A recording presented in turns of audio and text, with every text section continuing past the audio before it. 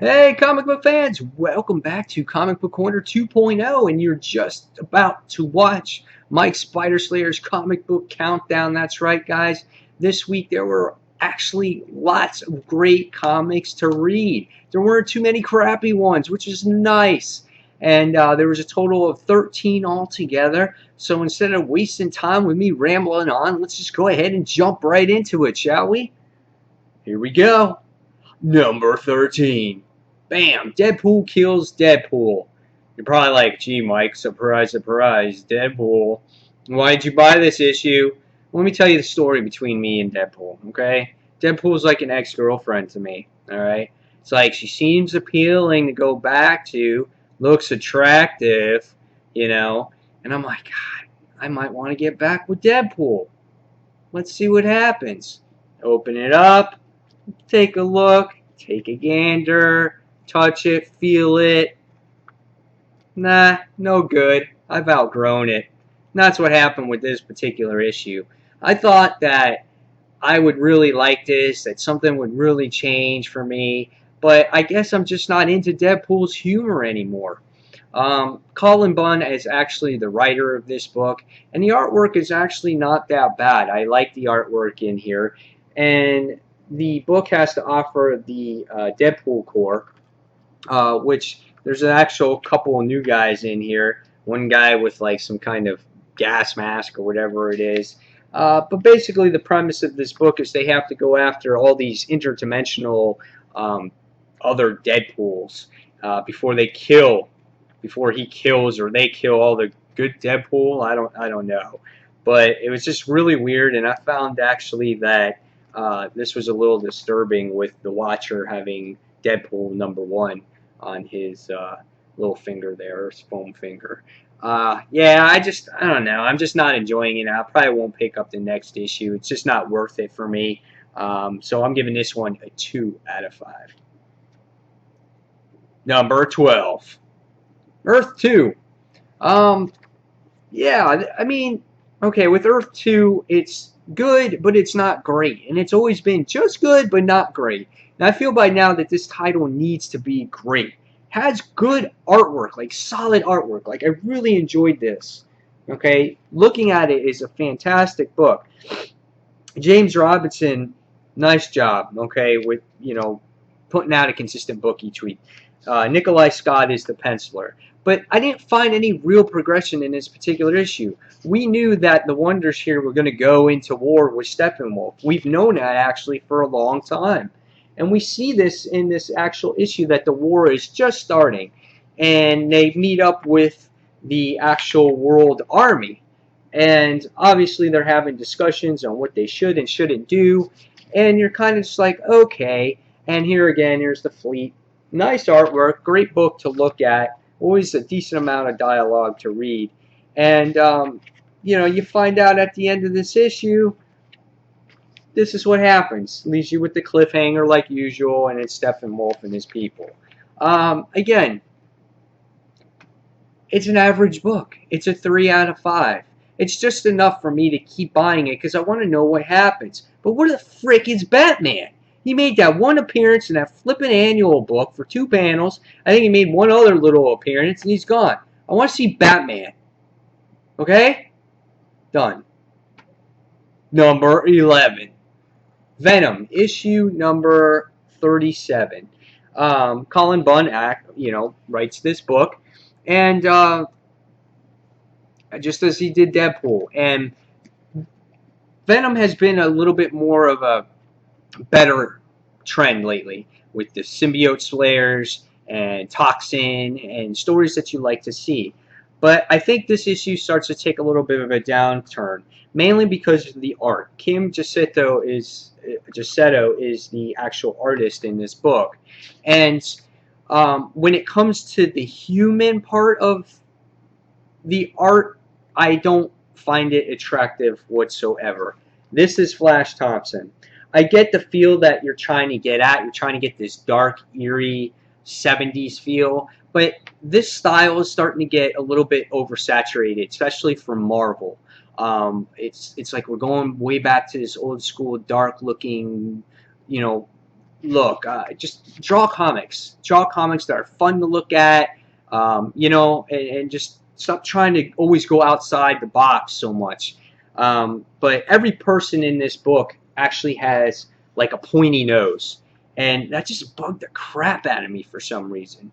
But in this particular issue, we see that we have Venom's going into this like drug warehouse, releasing all these people, and he's looking for Lord Ogre, and he's trying to get this information from this character, from this bad guy here. Next thing you knew, you get this flying shield coming at him, and you get to see some crazy characters. Like you get to see this guy called Death Shield, which is that guy right there, and then you get to see the other guy whose name is Jagged Bow, who's like almost like Hawkeye, which Venom says. And then you get to see another guy. His name is Blood Spider, which I've seen this guy before. I've seen him, and I thought he looked pretty badass. I liked him right there. And so I thought these characters were interesting. Again, they're like C-rated villains, and they're accompanied by Mr. Deathstrike or Mr. Deathstrike. What's his name? Or Deathstrike or whatever. Even Venom says that. And then Constrictor's in this issue as well. And they're trying to capture Venom. He's got this bounty on his head or whatever it is. So after this long, drawn-out battle, and they all get sidetracked, Venom winds up escaping, meeting up with his colleague, Katie Kiernan, again, with a long, pointy nose. So we find out at the end of the issue, you get to see this Lord Ogre guy and the reappearance of Jack-O-Lantern. This was the best part of the art right here, this last page. But I thought this story was okay. It was average. There's nothing to scream about. It doesn't like blow me out of the water or anything like that. But it was solid. I'm going to give this one a 3 out of 5. Top 10. Number 10. Avengers AI. Written by Sam Humphries. Unfortunately, not done by Mark Waid. The story was interesting. It had a Terminator-like feel to it. And you get to see the world go to shit anyway, or it's getting ready to go to shit, even with Ultron gone. Because there's this artificial intelligence that's taking over computers, taking over shield drones, and actually going after this particular character right here that is not really introduced into the book yet, but she's going to be part of the AI team. We get to see the team assembled. We get to see Vision, who's part of the team. We get to see, what's the person's name here? Victor Mancha, who's Vision's brother. We get to see a Doombot, who's a character because it has a Doom personality, and if it ever acts out of line, Hank Pym can actually turn it off. And then Monica Chain, who's the S.H.I.E.L.D. agent that interrogates Hank Pym in the beginning to find out why this is all happening. This book is a solid read. I definitely suggest you guys maybe pick this one up. I'm going to be picking up part 2. This is not lame. The only thing I think that could be better is the artwork. So I'm going to give this one a 3.5 out of 5. Number 9. We have Green Lanterns, issue number 22. This book was solid. It had to do a lot with the Agent Orange, Larfleeze, and we get to see his takeover, trying to take over Oa, and we get to see new recruits introduced into the universe here, which Robert Vendetti's really doing a good job of trying to put his own stamp on the Green Lantern universe, putting in his own characters, setting up new things that we haven't read before. In this issue, you get to see a actual Star Sapphire get torn apart by the Orange Lanterns, and the Ring selecting a new ring bearer for this particular girl right here. And she is a princess, and her name is Princess Prixium Nolaja, whatever the hell her name is, which is pretty cool because again, you're being introduced to another main character in this universe. The awesome thing is here is that she tricks the warden guy right here into thinking that they're in love with each other. He's like, but how could you do this? You loved me. This Star Sapphire, it wouldn't choose you if you didn't have great love. And she's like, well, I'm capable of great love, but not for you. Sorry, buddy, you're dead. And I was like, dude, that's freaking awesome. And we get to see the new recruits try to use their powers, and the Orange Lanterns get tricked into leaving. And again, we see the new villain escaping in a spaceship as well. The only thing that kind of is not desirable for me at times is the artwork. Something about space sharks in this series. I don't know what's going on with the sharks. But anyway, I don't like the way Saint Walker is drawn. And I don't like the way that Star Sapphire was drawn in the actual issue either. But nevertheless, it was a great story, and Robert Vendetti's doing a great job. And I'm giving this one a 3.5 out of 5 stars as well. Number 8. Batman Incorporated, issue number 12. Grant Morrison, the writer. This is definitely a lot better than that last freaking issue of Batman Japan, which sucked, by the way. Never buy that issue. Don't even look at it. If you can, steal it and burn it, because I don't want anybody seeing that issue ever again. But issue 12, which is a much better issue, you get to see the battle between Talia al Ghul actually in process here. And it all starts with Batman and his bats and Talia's people going after him, and it just all starts in this crazy-ass war. The paneling and the action in this book was phenomenal. I was like, dude, this is pretty awesome. The battle between the Robin clone is just outstanding. And you get revealed in this issue what the actual clone looked like as Nightwing comes and puts a final blow to the helmet. You get to see this right here. That.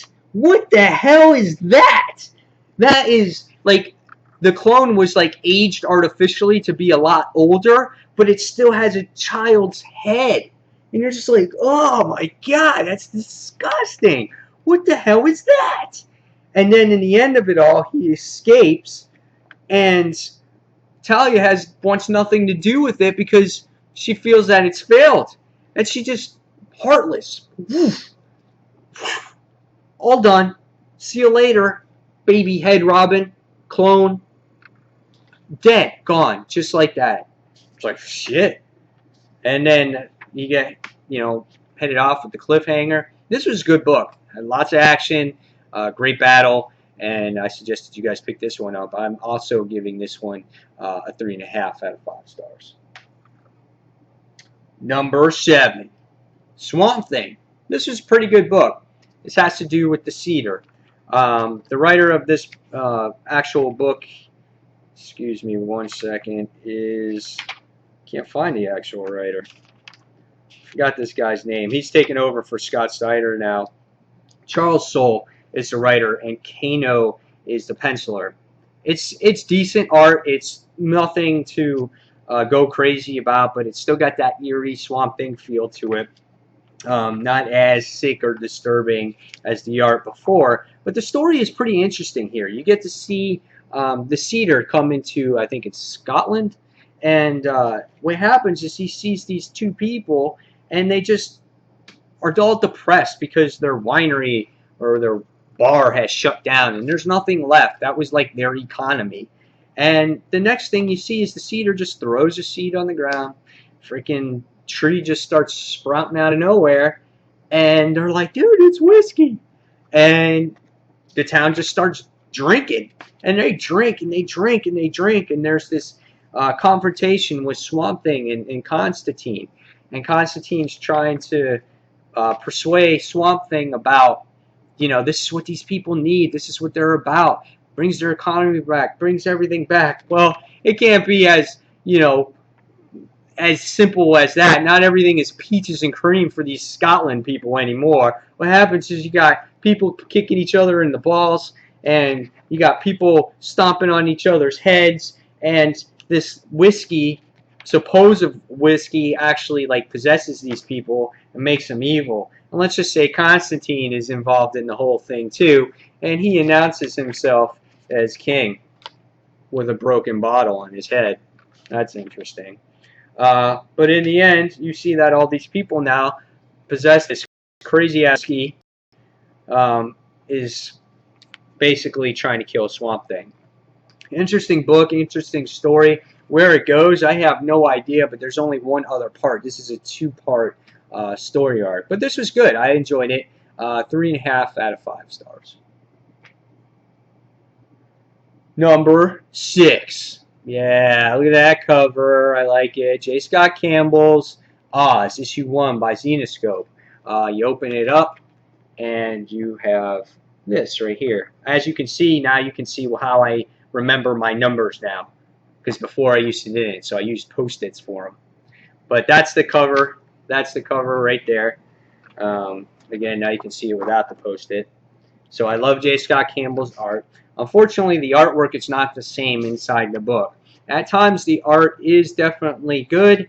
It's desirable, but sometimes I feel like they've tried too hard to just make Dorothy sexy in the issue, and she's just not really that way in this issue. And the dogs and the wolves all look kind of weird, and the Wicked Witch of the West is kind of weird as well. But this was an interesting story, nevertheless. It's like their own take on the Wizard of Oz. And we can see that Dorothy has this great power. She has this confidence of herself. And Toto is this actual wolf right here. He's not a little Yorkie like in the actual movie. And what happens is the witch actually loses the dog, and she wants the dog back. And Dorothy's just like, no, I'm not taking it back. You're not giving it. It's my property. Get off my property. So she puts in this spell, and what happens is it lifts the house. They can't get in the storm shelter, and what happens is the house lifts up in this version of Oz, and she lands, and she sees all the little, what are they called? The little guys, the trolls, or whatever the hell they are. And let's say that the Wicked Witch comes and says, "Hey, you know what? You're not gonna be friends with them, and you're gonna deal with me." And so she makes her appearance. The story was fun. It was great. I'm definitely looking forward to this. This was a fun read. I love Zenescope's titles. They're always different. They're outside. And to introduce Oz into the whole thing is pretty interesting.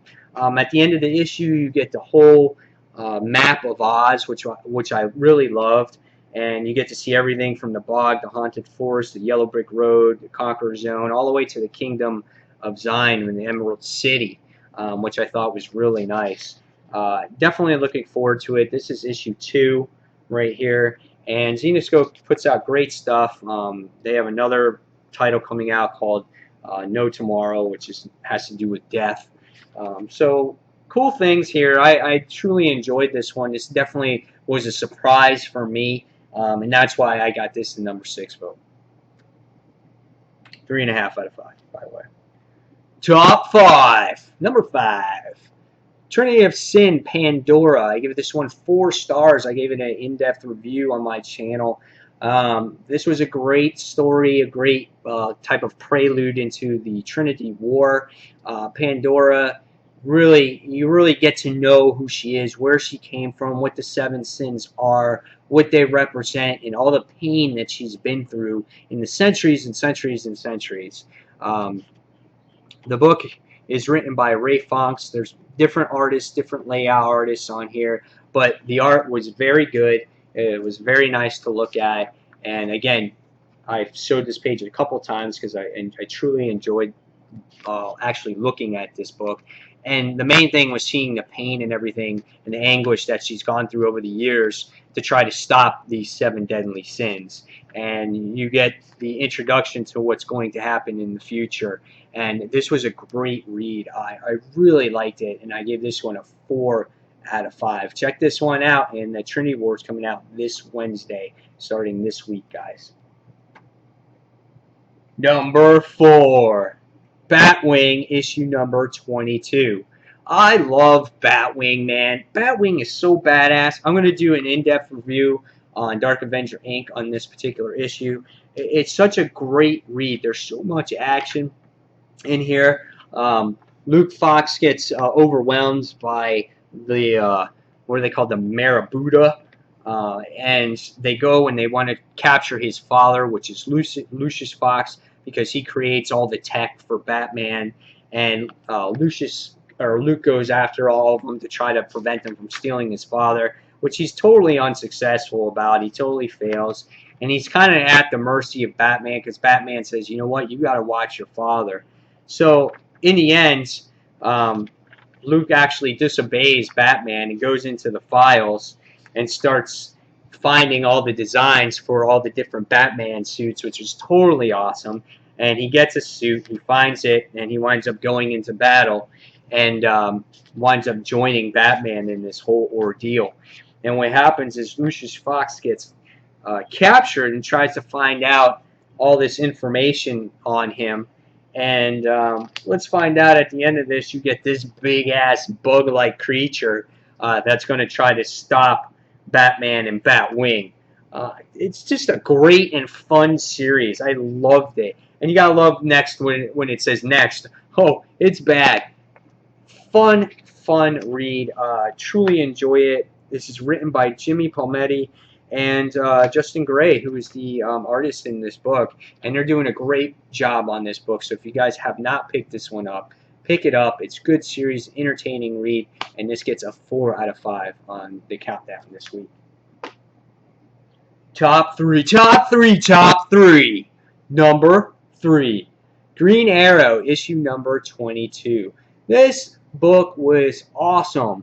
I love the relationship between Naomi and Henry, how they try to outdo each other when it comes to creating arrows and tech for Oliver McQueen. I thought that was really awesome in this issue. They like make faces at each other and stuff. Which was really neat is that Naomi created this map of this particular castle with her arrow, and Henry winds up making this arrow, this flame arrow, just like sticks out her tongue. I love the relationship between those two.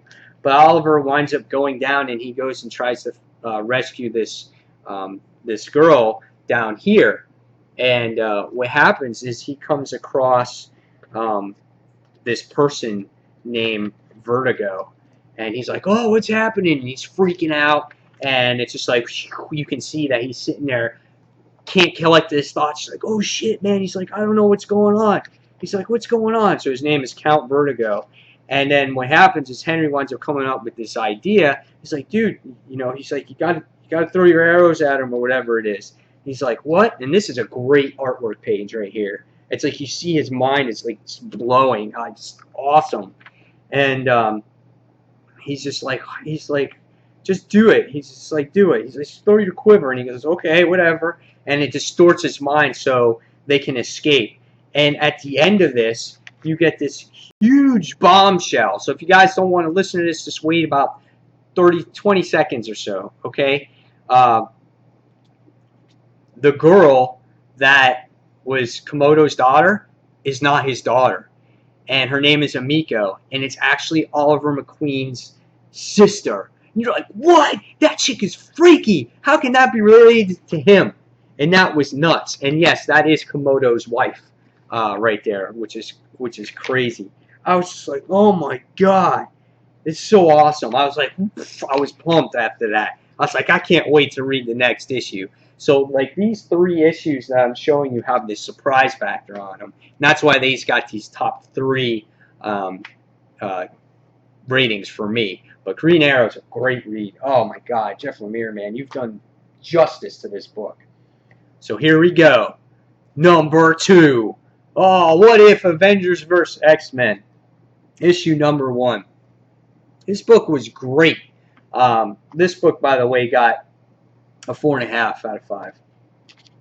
This book was great.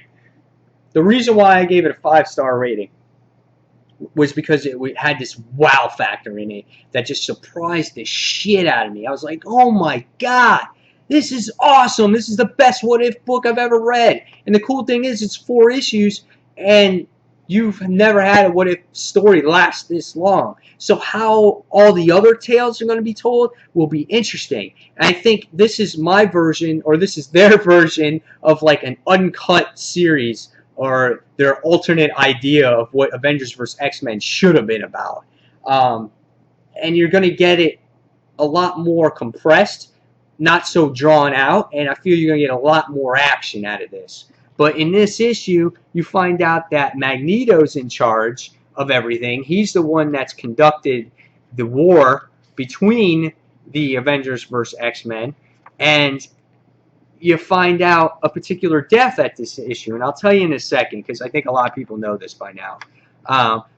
The only downfall is that the beginning of the issue is the same. You know that the Phoenix forces come in, you get to see the basic plot line of what's happening here. But the good thing for people is that if you've never read the series before, you can kind of understand what's going on here. But for readers that read it before, it's a little bit boring in the beginning, but the payoff is huge at the end. And I think this is why they came out with it so quickly, is because so you didn't forget that actual story. That's just my opinion. But again, we can see that Hope is the actual bearer of the Phoenix Force, and she has to learn to control her powers. Now Magneto is going to actually train her for that. So whatever the case happens is the Avengers have to go in. They try to talk to Magneto. Epic failure. It's a failure. Wolverine and Namor get into it. Namor talks about all kinds of BS running his mouth. Wolverine saying, "You're going to throw a fish in my face." And the next thing you know, you get a clock in the face by Namor. And then you see freaking this. Oh my God. I was like, dude, Storm just got it right in the gut. And she's dead. She's done. And you're like, no way. So at that point in this book, I was like, holy shit. So it went from like an average book, because I was waiting to see what's going to be the major difference in this. And right away, it's death. And it's like, dude, she's dead. I was like, Storm is dead. I'm like, that's awesome. And the next thing you see is you get Magneto destroying the helicarrier. I'm like, that's even better. And I was just like, when I put it down, I literally put it down, and I was like, I'm doing a review. I did the review in 2 seconds after that. This was a great book, very surprising. 5 out of 5. I can't wait to read the next 3 issues of this. This is going to be great. I hope it's going to be great at least. So, you ready for the number 1 book of the week? Here we go. Number 1. Superior Foes of Spider-Man. First of all, I never thought that I second guessed myself about when I first saw it buying it because of this cover, this art. Again, it's the same type of art that everyone else is doing. It's like this weird looking 70-ish kind of dark, low tone colors, and I'm not a huge fan of that. And it was like that for Hawkeye too. But when I started reading Hawkeye, I was like, this is good. It's a good story. So I'm like, what does this have to offer with all these CD-listed villains in here? What does this book have to offer? And when I opened it up, I sat there and I'm like, okay, this is about the Sinister Six, but there's only 5 of them. And I'm like, that makes no sense. And then I saw this artwork, first page right here, not even reading anything yet. And I sat there and I saw, and I'm like, oh, God, do I have to? I was like, come on. And then it started going into great stories about Boomerang and his little origin tale, what happened. And then the book got funny. I'm like, this book is funny. It's hilarious. It tells you all the stories. Like, it tells you a little bit about Boomerang, and it tells you a story about Beetle, and it tells you about the Shocker, and it tells you, like, they all have their really distinct personalities. And it's all about these bunch of CD character villains that you feel that are on the verge of their breakthrough, but they just can't make it happen. And it's just, and they all have these crazy personalities and kind of slacker attitude, which is extremely funny. And there's this whole bit about Boomerang sending his people going to go get bird food, and there's this big argument between the two of them, and there's this thing with Speed Demon and this little girl about this dog, and the Shocker is just hysterical in this book, and it's a great read. This is one of these books that you have to read it to appreciate it. You will truly enjoy it. It's hysterical. It's funny. Wants you to know more about these characters on their adventures that are going to partake in the future here. And I think Spider-Man has nothing to do with these guys. I don't even know if Spider-Man's going to be in this book at all. And that's what made it really good. And this has a Hawkeye style to it. It's similar art. And I think the person who actually wrote this book, which was Nick Spencer, did half the issue of the Hurricane issue in Hawkeye. So that's where you may have seen this artwork that may look familiar to you. But it was so great. I truly enjoyed it, and it was the biggest surprise of the week. And if you guys haven't picked this up yet, go ahead, see if it's available to you. You will definitely get a laugh out of it. It's hysterical, especially if you like Spider-Man's villains like I do. So that's it, guys. There's your countdown for the week. The worst book of the week was Deadpool. The #1 book was Superior Foes of Spider-Man. And look for an in-depth review on Superior Foes of Spider-Man on Dark Avenger Inc. So that's it, guys. There's your countdown for the week. I hope you enjoyed it. Tell me your #1 book in the comments below. Tell me your worst book of the week. And guys, as always, thank you for watching Comic Book Corner 2.0. And this is Mike Spider Slayer signing off. And to see you guys on the next comic book review. Take care, everyone. See you soon. Bye.